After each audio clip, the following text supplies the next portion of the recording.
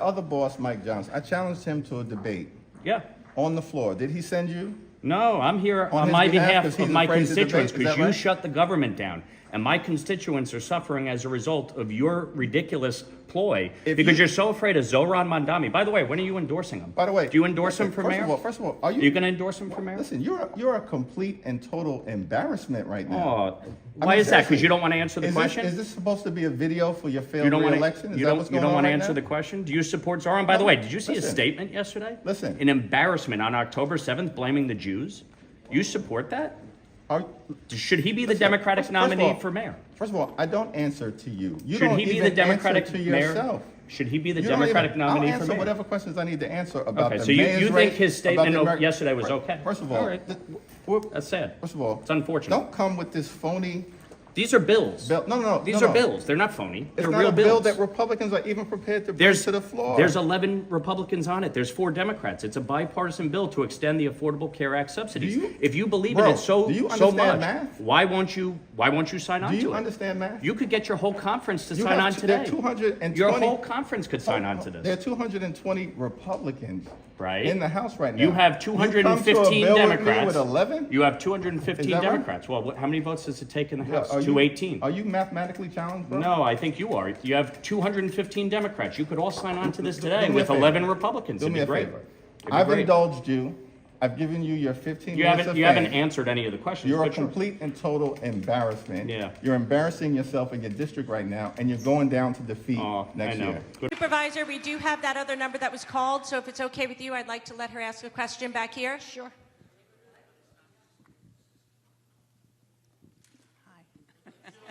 Hi. Joy Macy. I'd like to know what your thoughts are on the fact that the United States in the last 100 days has suffered a terrible loss of pride. People are just ashamed of their country. And when I want to go to Europe and I'm told, well, you can, but you know, people hate you there now. And even in Canada, I think it's a terrible thing that has happened. I'd like your opinion. And the other question is, as part of that, is the fact that we are now not supporting Ukraine. And I'd like to have your opinion on the withdrawal of all our funds. So, on the issue of America's standing in the world, we're going to strongly agree to disagree. The fact is,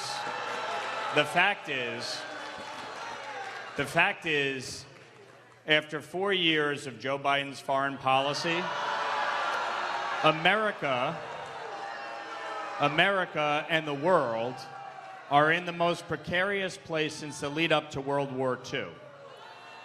You had that disastrous withdrawal in Afghanistan, the Russian invasion of Ukraine, the terrorist attack against Israel, the threats emanating in the Indo-Pacific from China. The unholy alliance between China, Russia, Iran, and North Korea is a major threat to the free world. And if you look at what happened under the last administration with Iran, they wanted to renegotiate the Iran nuclear deal. They wanted to reinstate the JCPOA in a slimmed-down version. And as a result, what they did was they lifted sanctions on Iran's petroleum exchange with China to the tune of $200 billion. That is what funded Hamas, Hezbollah, the Houthis. That's what funded their nuclear program. So the fact is, America's standing in the world was already in a precarious place. Now, when it comes to Ukraine, I have been a strong supporter of Ukraine. I continue to support Ukraine. I voted for every dollar of aid to Ukraine. And the reason I did is a few reasons. One, if Ukraine falls, that will be a disaster for Europe and the United States. If Russia is successful, Vladimir Putin will not stop at Ukraine. Vladimir Putin is a vile dictator and thug, and the world will be better off when Vladimir Putin is no longer in power, period. But the challenge after 3 years of war in Ukraine is that they are not in the strongest possible position, barring U.S. troops going in. And I do not believe the American people want to send U.S. troops into Ukraine. What we have been willing to do is send resources, send military equipment, engage in training, and I do believe we should continue to do so.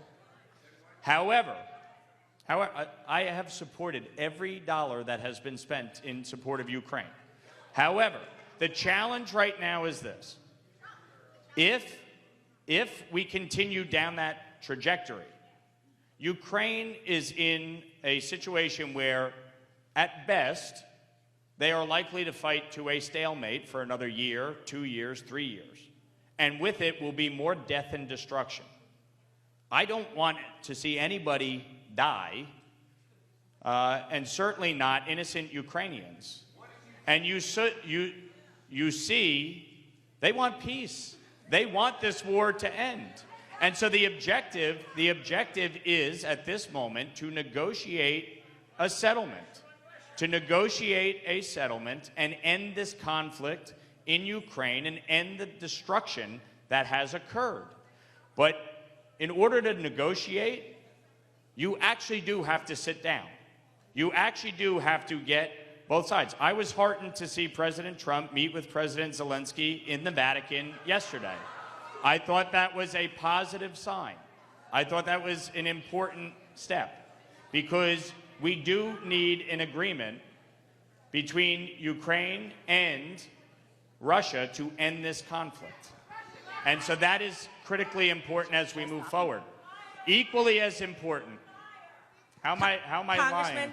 Congressman, equally important. we have several people who have been asked multiple times to please leave. I'd like this to be the last question, so then the people who did want to listen to you are able to. Folks. We have room for one more question after this. Folks, so with respect... I do. With respect to Iran... Me too. What is imperative with Iran is to ensure that Iran does not have a nuclear weapon, period. And that is something that we are going to have to deal with in the coming weeks and months, and hopefully avoid an escalation. Okay, this is the last question that's going to be asked. 058106. 058106. I'm coming.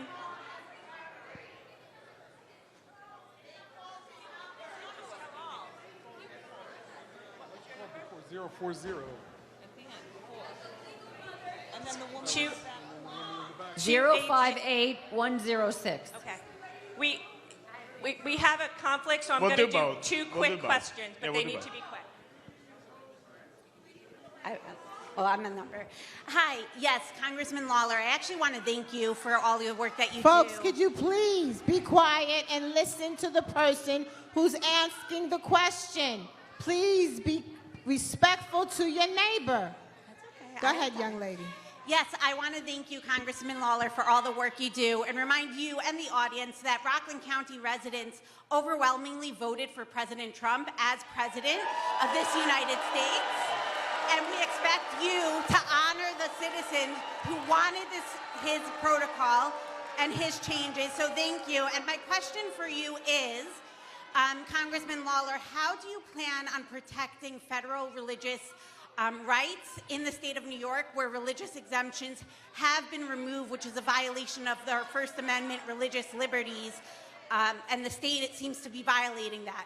You're talking about with respect to vaccines and health decisions? At public and private schools, there was just a case in upstate New York with an Amish school that has been fined for not providing vaccines because Look, I have always believed in religious exemptions, and when before I got to the state legislature, they voted to repeal the religious exemption.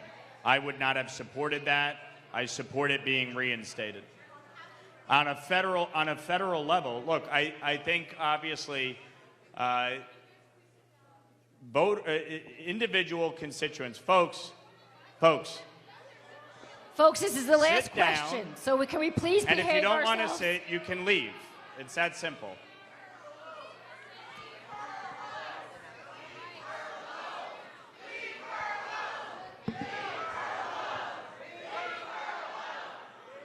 So with respect to, from the federal standpoint, obviously, I do believe there can and probably should be court intervention.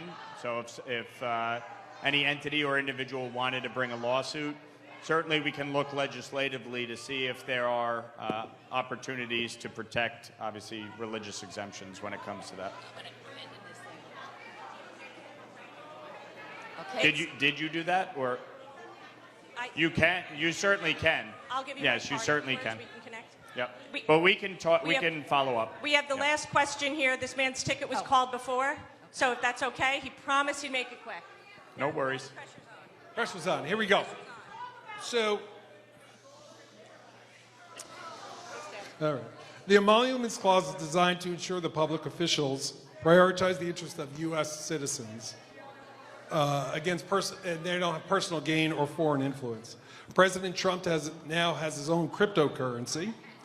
The government has no idea who's putting money in, who's taking money out. They don't know who the individuals are or the governments are. He makes money on every investment trade. He has his own social media platform that financially benefits him when he exclusively posts on it in order to increase members, bring attention to which increases his revenues. Not to mention the gold watches, the Bibles, the $2 billion from the Saudis, the $2 billion for his son-in-law. If this was the Biden administration, you'd be demanding a hearing. So why are we not demanding a hearing? So,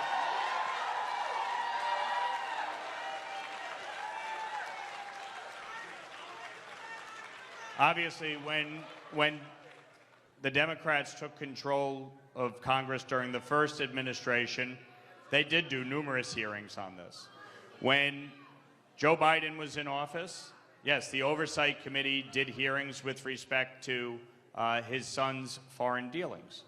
At the end of the day, to me, the issue of crypto, we are actually in the process through the Financial Services Committee of passing federal regulatory framework when it comes to crypto, because we don't have one.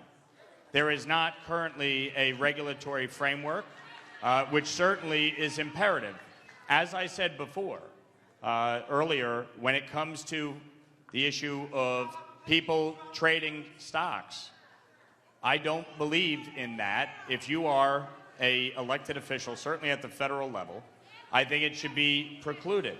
And so certainly one of the things that we can look at, obviously, is once we have a federal regulatory framework, is how we might deal with that with respect to cryptocurrency.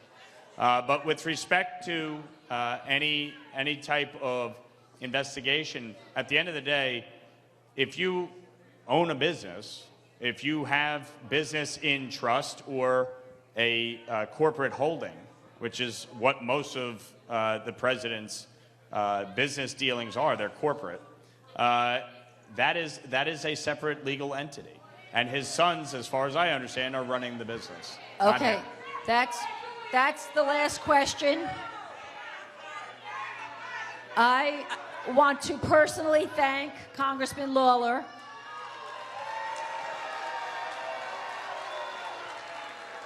Who agreed to hold this town hall knowing what was going to happen tonight. Well, I want to thank Teresa and Brendel for being very gracious and patient and kind. And I certainly want to thank my staff who, unfortunately, over the first few months have continually been subjected to a lot of hate, berating, and frankly, terrible conduct. Brooke, you really need to stop. You really need to stop, Brooke. You really do. It's sad, Brooke. Okay. You really need to stop, Brooke. It's sad. It's very sad. So, look, folks, appreciate you coming out tonight. Appreciate you coming out tonight. Okay, Brooke. Have a good night, Brooke. Have a good night. All right, folks, thank you very much. Appreciate you coming. Enjoy.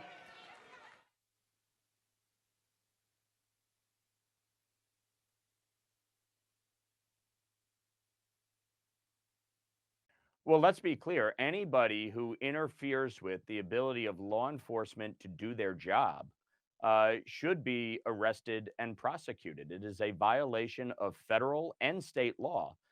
And the fact is that you have these protesters who are interfering with the ability of ICE to do their job and remove dangerous criminals from our country. So if people are interfering with a law enforcement action, then they should be held accountable. And if the National Guard needs to be called up for the purpose of assisting law enforcement, I have no problem with that at all.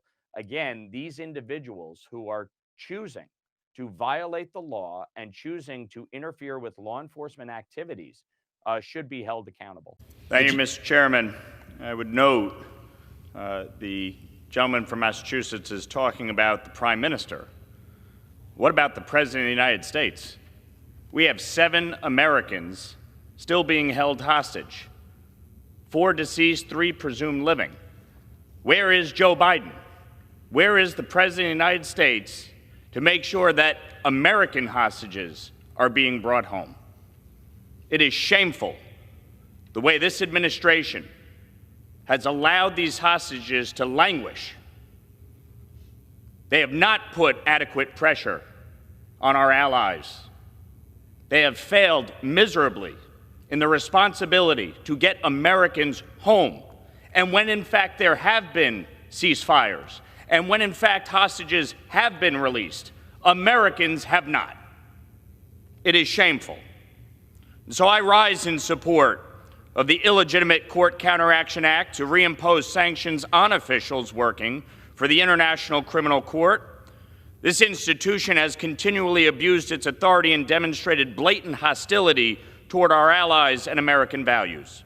As Israel has continued to defend itself against terrorists in the Middle East, over the objections of this administration, by the way, let's be clear, Sinwar and Nasrallah would still be alive if Netanyahu listened to this administration. The ICC has joined the UN in showing a clear bias against Israel. This culminated in the ICC seeking arrest warrants of the Prime Minister and other members of his cabinet. The Israelis have been working tirelessly for over a year to rescue hundreds of hostages still held by Hamas and defend their own people from further attacks. The ICC's actions amount to little more than a political smear campaign cloaked in the veneer of international law. This pattern of behavior from the ICC is not new. This is the same body that has repeatedly targeted the United States and our service members, attempting to investigate and prosecute Americans who have risked their lives to defend our freedom around the world. And so I urge my colleagues to support this critical measure and ensure that the U.S. remains steadfast in defending our allies, protecting our citizens, time has expired. and upholding the tenets that I have yield long the gentleman defied. another 30 seconds. The gentleman is yielded an additional minute. The gentleman is recognized. And upholding the tenets that have long defined our leadership on the world stage. And with that, I yield back to the chairman. You called yourself in 2016 a Brooklyn Jewish Democratic Socialist. And so my question to you is... in that article, just to be clear.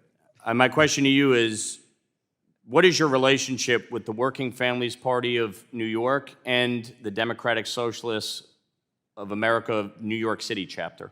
Of the Working Families Party, I am a member and a donor. Of the Democratic Socialists of America, I am not a member or a donor. Do you support the DSA of New York City? I'm not a member or a donor to the DSA of New York City. there is a lot of overlap between the DSA of New York City and the WFP of New York. Do you support the work of the DSA of New York City? There are things they have proposed that I have supported, like raising the minimum wage, and there are things they have proposed that I do not support, like BDS. Okay. So with respect to BDS, and I'm glad you brought that up, the DSA of New York City just adopted a resolution as part of this national convention. They want to expel members who do not comply with their extremist views, and specifically, anyone who supports Israel's right to defend themselves. Do you oppose that position in their platform? Yes. Okay. Zohran Mamdani, who you support for mayor, is fully endorsed and embraced by the DSA of New York City, and in fact, just the other day said that Israeli bond investments violate New York City values.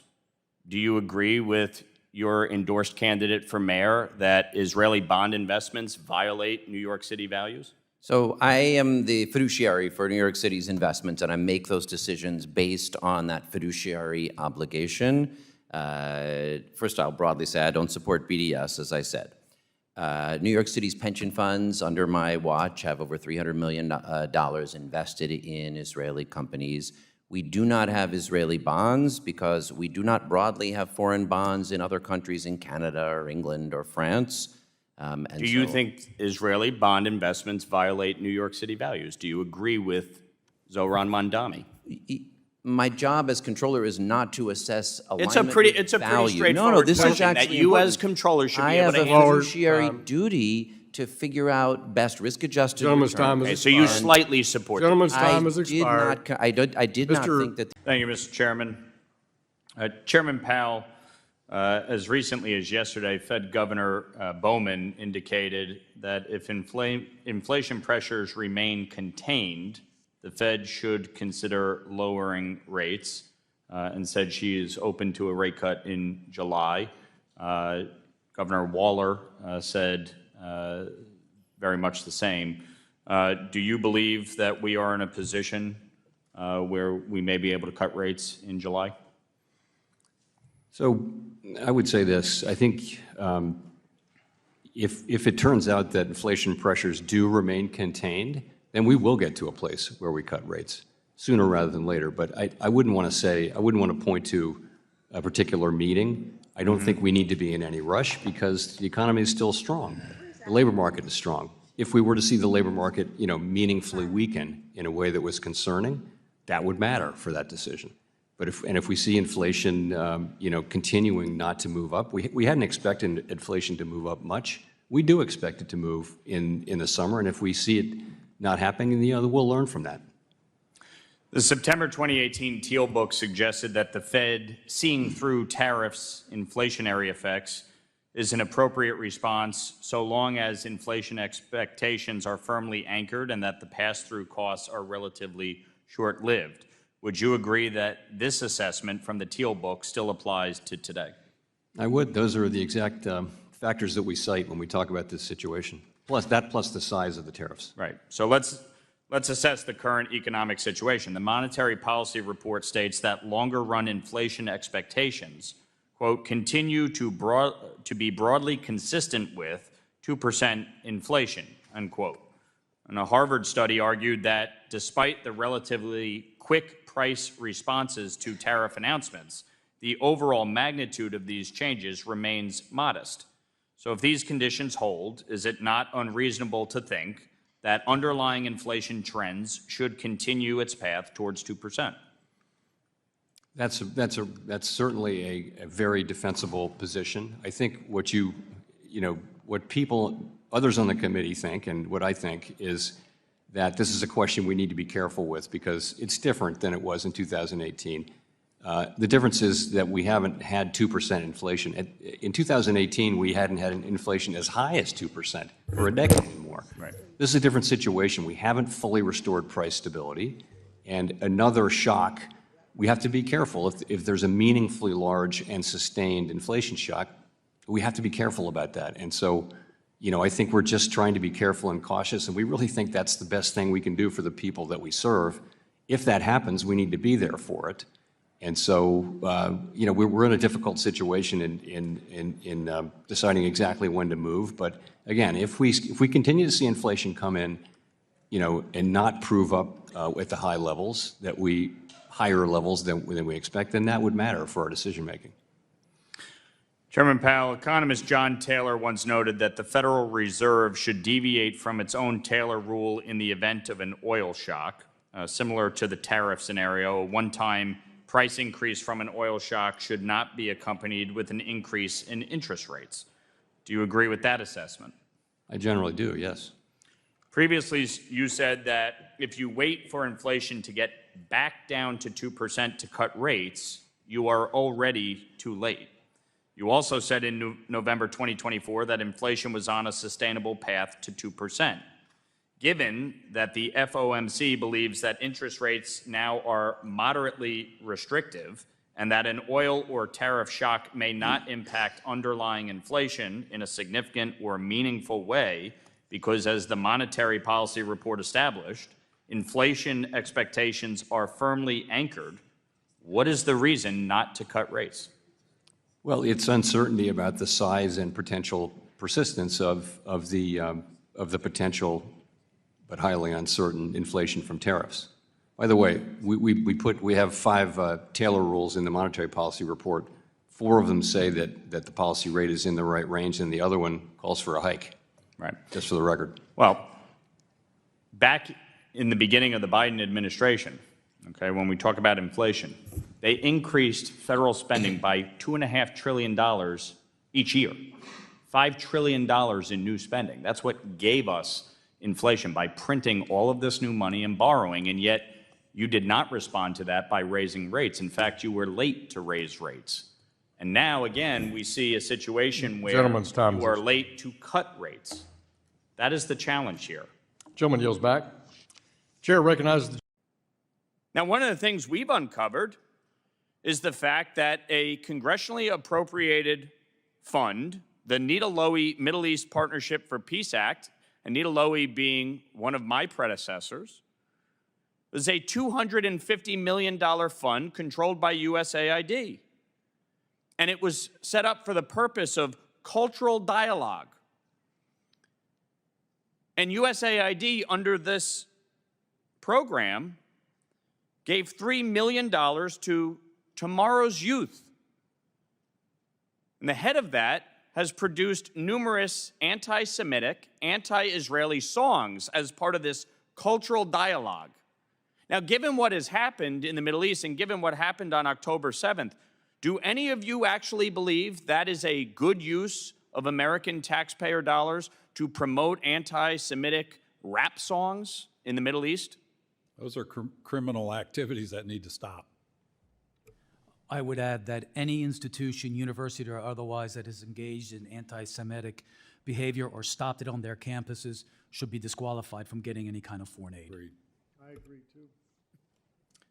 Well, that's what we're talking about, and that's what we're dealing with. And for those saying, where is Congress? We're here. We're having this hearing. We're providing this oversight. That is our role, but it is the role of the executive to manage the agencies and departments, and that is exactly what they are doing. And frankly, they have provided more information to Congress in the last few weeks than Congress ever got under the Biden administration. And the Biden administration is the one that approved that $3 million to go to an anti-Semitic rap artist to promote Jewish hatred. That is what we're talking about. That is why the 90-day pause was put in place, and that is why this nonsense needs to end. And with that, Mr. Chairman, I yield back. Good points. Thank you, Representative Lawler. Representative Jackson was hoping, he was advocating for you to get another 5 to 10 minutes, but I told him we have to move on to Representative McKenzie, our final person. I don't know, there should be like 5 cigars in I mean, I had fun with seeing that. Yes. Was it as bad as your town hall on Sunday? My town hall was fun. Yeah. Honestly, look, this is democracy. People have a right to come out and protest, boo, jeer, heckle. Ultimately, from my vantage point, I was happy to stand there, take questions, and provide them with answers. Some of them don't like those answers, but that's why we have elections. Do you think that these are Republican voters, independent voters, or these all Democrats? Oh, it's almost entirely Democrats. We could show you chapter and verse who the attendees were, but the bottom line is Indivisible Rockland, the indivisible groups, they've been organizing their whole intent. We have them on video from last week talking about how they were going to interrupt, jeer, boo, hiss, holler, yell, scream, and they did it. So, from my standpoint, at the end of the day, that's not reflective, certainly, of the district. It's not reflective of, where folks are. Do people have concerns? Sure. They always do when decisions are being made, and that's why you work through it. On the issues that matter to my district, whether it's SALT or protecting Medicaid, I've been very clear on my positions and will continue to represent my district effectively. So I have no qualms about last night. We're on to the next town hall next week and keep going. Do you think that, though, poll numbers have shown that Trump is struggling, at least he's slipping, including on the economy? Are you worried that this could threaten swing districts like yours, could threaten Republican hold of the House? No, look, at the end of the day, we're in the process of negotiating the reconciliation bill. When the tax bill is complete, as these trade negotiations start to take hold, I think you will see the economy take off, and that is where people are going to be focused on, not as the sausage is made. Yeah, if it doesn't, though. Look, at the end of the day, we have a job to do, and the job is to get the reconciliation bill done and get the economy moving in the right direction. That's what we're focused on. That's what we're doing. That's why the tax bill is so critical. Getting these trade agreements done is paramount. So failure is not an option here. You have to get the work done, and I fundamentally believe the economy will take off as we get these things into place. Is Trump a net positive for your efforts to keep the House? Look, he's the president of the United States, and he won overwhelmingly in this country. In Rockland County, where I live, 2-1 Democratic county, he won by a significant margin, almost about 12, 13 points. So, at the end of the day, all of us have to go out and make the case to voters about the issues that matter to them. I think you look at the border. The border is under control. The fact is, you had over 7,000 border crossings for the month of March. A year ago, you were talking upwards of 180,000 under Joe Biden. The American people support what the president has been doing to secure the border, to deport criminal aliens. And obviously, as the economy takes off, I think most Americans are going to look and say, look, they said what they were going to do. They did it. Obviously, these conflicts around the globe, getting them to come to an end are critical. So this is the work we're focused on. And I think that's ultimately what matters. The results are what will matter. And on the governor's race, Stefanik runs, are you going to run? Her candidacy has no bearing on mine. I will make a determination in June, as I said. And ultimately, the question to me is, who is best poised to win a general election, period? I've won 3 times now in 2-1 Democratic districts, garnering broad support because of the way that I approach the job, the way that I approach the issues, and build consensus and coalitions. And that's the only way you're going to win in a state like New York. So I'll make my determination solely based on my own considerations. Have you talked to her about it yet? No. All right. Thanks. Appreciate it. Thanks. Thank you, Representative Issa. Chair now recognizes Representative Lawler. Thank you, Chairman. How many of you use some form of online banking and get email notices for your credit card statements? Have you ever had the moment where you get the email notice, you open it, you look and go, oh my God, what did I spend this month? And then you go check the online portal and you look and you see the itemization, you go, oh wow, I didn't realize that. That's what's happened here. Very simply. USAID has an important mission. And unfortunately, they have gone askew on that mission. PEPFAR is a program that I have been in strong support of, and 60% of the program is administered by USAID. It is a vital program. Humanitarian assistance, and when you think humanitarian assistance, you think food, you think shelter, you think supplies, medical supplies, you think testing for different types of diseases. Unfortunately, as we peel back the onion here, we're finding more and more that billions of dollars of taxpayer money are being misappropriated. And so what Secretary Rubio has done by putting a 90-day freeze in place per President Trump's executive orders is to have a comprehensive review. Now, during that review, they have granted a waiver for life-saving treatment and care and humanitarian assistance, inclusive of PEPFAR and food. And that's what they should do.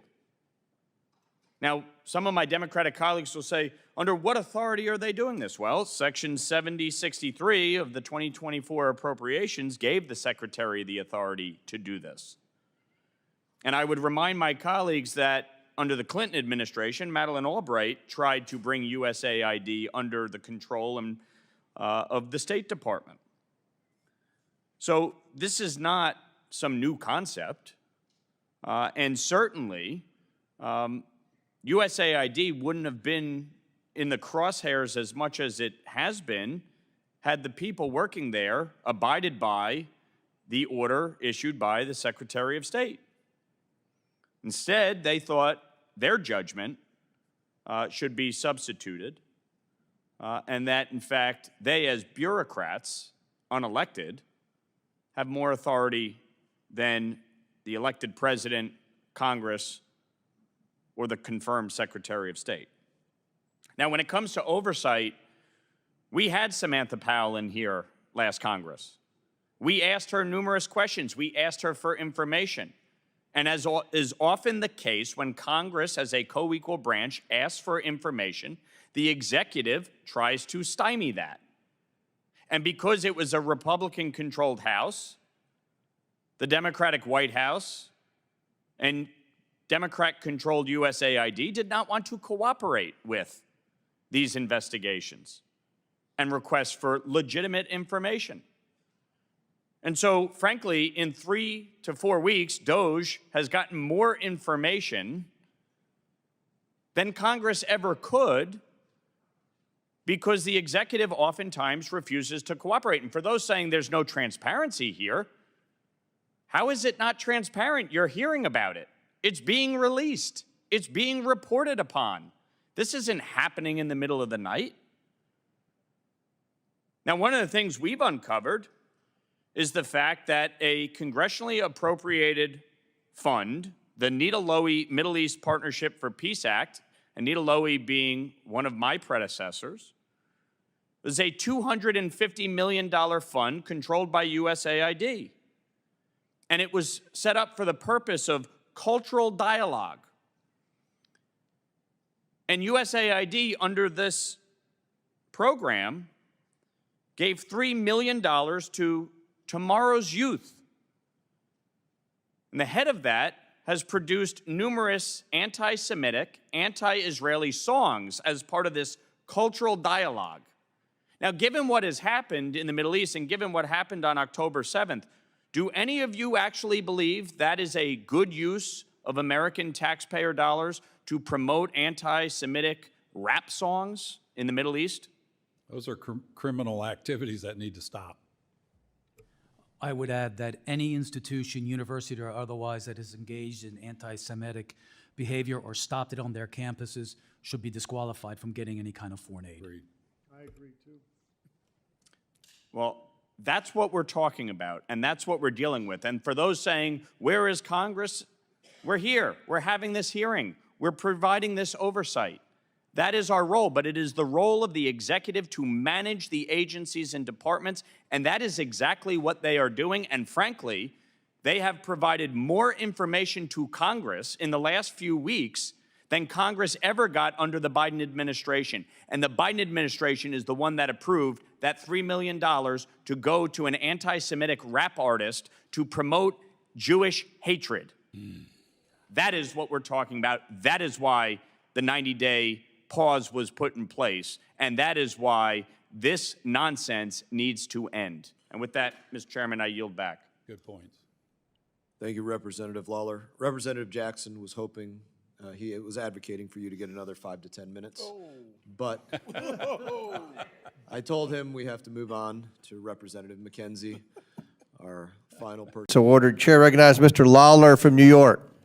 Governor Hochul, under your watch, New York has spent billions of dollars of taxpayer money providing free housing, clothing, food, education, and health care to illegal immigrants.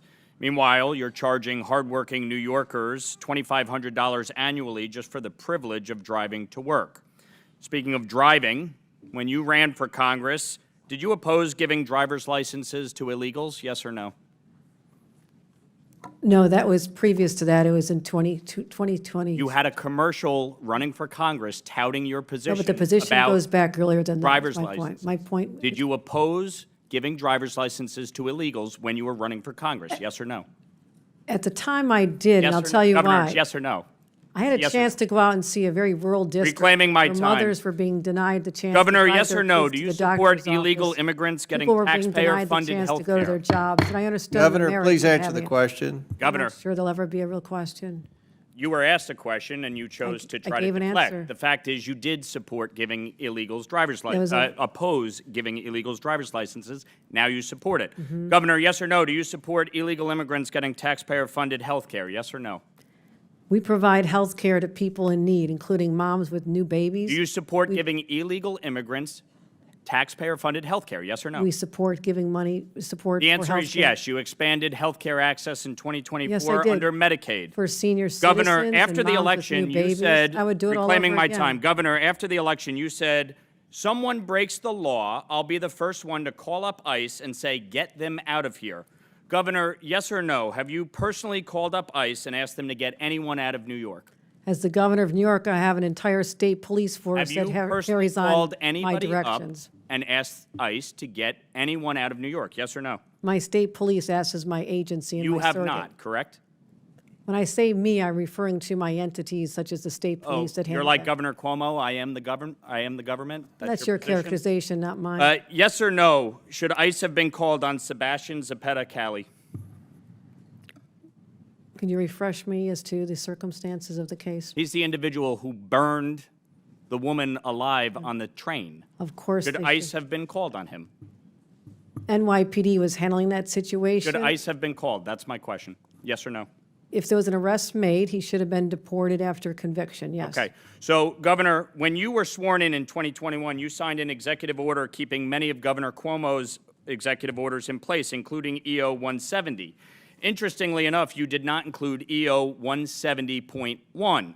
Are you familiar with EO 170.1? I don't have it in front of me. I have thousands of executive orders. I have it right here, Governor. I'm sure you do. And what you did, you waited several years until this year, January 16th of this year, in which you finally signed it and reinstated it into law.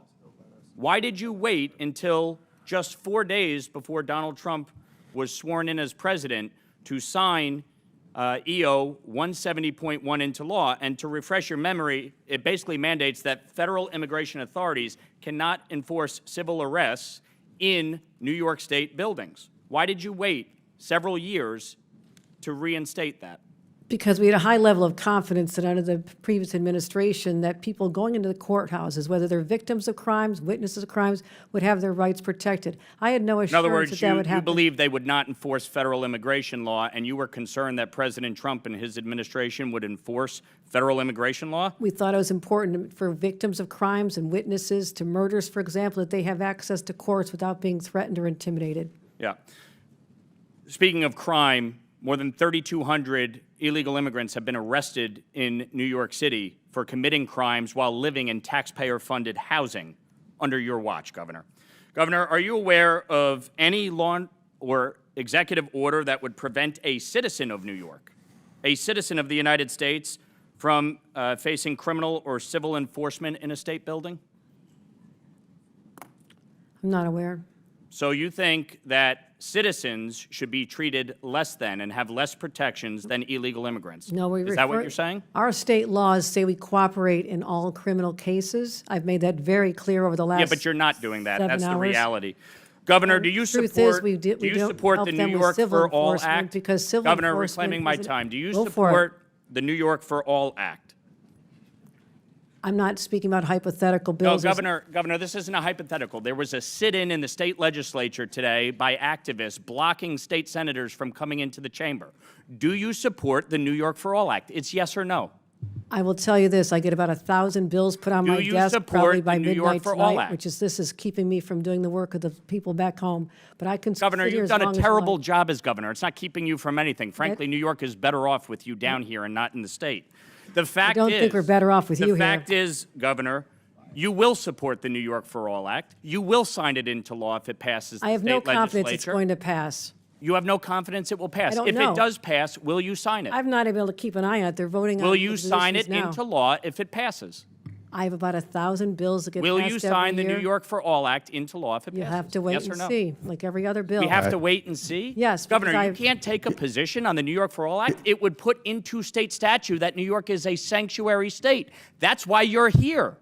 That is the exact reason why you're sitting in front of us testifying, because of your disastrous EOs, your disastrous pro-criminal policies that have resulted in the death Chairman. of New Yorkers. Mr. That is your failure. And the fact is that you can't even answer the question. No, the Will reason you I'm support sitting the here New is York because for All Act? Republicans are Gentlemen, looking Yes or no? to time's deflect from the expired. big, bad, ugly bill that's going to hurt people. Governor, in your Governor, district. gentlemen, will time's you expired. Governor, are you going to support answer the New his York question for when All you Act? sign the I don't know bill? what he's asking me. He asked if you're going to sign the bill. Ask anybody in the state of New York. I never say how I'm going to vote on decide on a bill until it lands on my desk. You are the governor of the state. You are supposed I'm to well lead. aware. You well want aware New I'm York the to governor. be a Gentlemen's time's sanctuary state. expired. It's shameful.